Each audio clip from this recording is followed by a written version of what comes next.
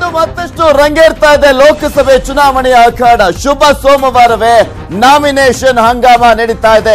ಮೊದಲ ಹಂತದ 14 ಕ್ಷೇತ್ರಕ್ಕೆ ಉಮೇದುವಾರರು ಇವತ್ತು ಉಮೇದುವಾರಿಕೆಯನ್ನ ಸಲ್ಲಿಕೆ ಮಾಡ್ತಾ ಇದ್ದಾರೆ. ಇನ್ನು ಮತ್ತಷ್ಟು ರಂಗೇರ್ತಾ ಇದೆ ಲೋಕಸಭೆ ಚುನಾವಣೆಯ ಅಖಾಡ. ಅದರಲ್ಲೂ ಪ್ರಮುಖವಾಗಿ ಮೊದಲ ಹಂತದ ಕರ್ನಾಟಕದಲ್ಲಿ ಮೊದಲ ಹಂತದ 14 ಲೋಕಸಭಾ ಚುನಾವಣೆ ಏನ್ ನಡೀತಾ ಇದೆ ಅದಕ್ಕೆ ಉಮೇದುವಾರಿಕೆಯನ್ನ ಸಲ್ಲಿಕೆ ಮಾಡಲಿದ್ದಾರೆ ಎಲ್ಲ ಪ್ರಮುಖ ನಾಯಕರು ಕೂಡ.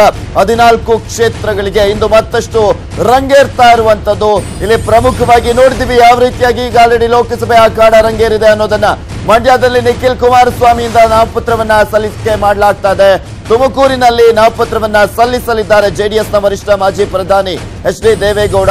ಹಾಗೆ ಮುದ್ದಹನುಮೇಗೌಡರು ರಾಜಣ್ಣ ಕೂಡ ಇಂದು ಅಖಾಡ ಕೇಳಿತಾ ಇದ್ದಾರೆ. ಇನ್ನು ಹಾಸನದಿಂದ ಬಿಜೆಪಿ ಅಭ್ಯರ್ಥಿ ಮಂಜು ನಾಮಪತ್ರವನ್ನ ಸಲ್ಲಿಕೆ ಮಾಡಲಿರುವಂತದ್ದು. ಚಾಮರಾಜನಗರದಲ್ಲಿ ಕಾಂಗ್ರೆಸ್ನ ಹಾಲಿ ಸಂಸದ ಧ್ರುವನಾರಾಯಣ ಇಂದು ನಾಮಪತ್ರವನ್ನ ಸಲ್ಲಿಕೆ ಮಾಡಲಿದ್ದಾರೆ. ಇನ್ನು ದಕ್ಷಿಣ ಕನ್ನಡದಿಂದ ಹಾಲಿ ಸಂಸದ ಬಿಜೆಪಿಯ ಅಭ್ಯರ್ಥಿಯಾಗಿ ನಳಿನ್ ಕುಮಾರ್ ಕಟೀಲ್ ಹಾಗೆ ಮಿಥುನ್ ರೈ ನಾಮಪತ್ರ ಸಲ್ಲಿಸ್ತಾ ಇದ್ದಾರೆ. ಮೈಸೂರಿನಲ್ಲೂ ಕೂಡ ನಾಮಪತ್ರ ಸಲ್ಲಿಕೆ ಅಬ್ಬರ ಬಲು ಜೋರಾಗಿದೆ. ಮೈತ್ರಿ ಅಭ್ಯರ್ಥಿಯಾಗಿ CH ವಿಜಯಶಂಕರ್ ನಾಮಪತ್ರವನ್ನ ಸಲ್ಲಿಕೆ ಮಾಡ್ತಾ ಇದ್ರೆ, ಪ್ರತಾಪ್ ಸಿಂಹ ಅವರು ಕೂಡ ಬಿಜೆಪಿಯಿಂದ ಅಭ್ಯರ್ಥಿಯಾಗಿ ನಾಮಪತ್ರವನ್ನ ಸಲ್ಲಿಕೆ ಮಾಡ್ತಾ ಇದ್ದಾರೆ. ಚಿಕ್ಕಬಳ್ಳಾಪುರದಲ್ಲಿ ಮಾಜಿ ಮುಖ್ಯಮಂತ್ರಿ ಹಾಗೆ ಹಾಲಿ ಸಂಸದ ಎಂ ವೀರಪ್ಪ ಮೊಯ್ಲಿ ನಾಮಪತ್ರ ಸಲ್ಲಿಸ್ತಾ ಇದ್ರೆ, ಬಿಜೆಪಿ ಅಭ್ಯರ್ಥಿಯಾಗಿ BN ಬಚ್ಚೇಗೌಡ ನಾಮಿನೇಷನ್ ಅನ್ನ ಸಲ್ಲಿಕೆ ಮಾಡಲಿದ್ದಾರೆ. ಕೋಲಾರದಲ್ಲಿ ಮುನಿಯಪ್ಪ ಇಂದು ಉಮೇದುವಾರಿಕೆಯನ್ನ ಸಲ್ಲಿಕೆ ಮಾಡ್ತಾ ಇರುವಂತದ್ದು.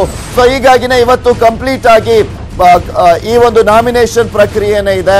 ಬೆಂಗಳೂರು ಉತ್ತರದಿಂದ DV ಸದಾನಂದ ಗೌಡರು ಉಮೇದುವಾರಿಕೆಯನ್ನ ಸಲ್ಲಿಕೆ ಮಾಡ್ತಾ ಇದ್ದಾರೆ. ಹಾಲಿ ಕೇಂದ್ರ ಸಚಿವರು ಕೂಡ ಹೌದು.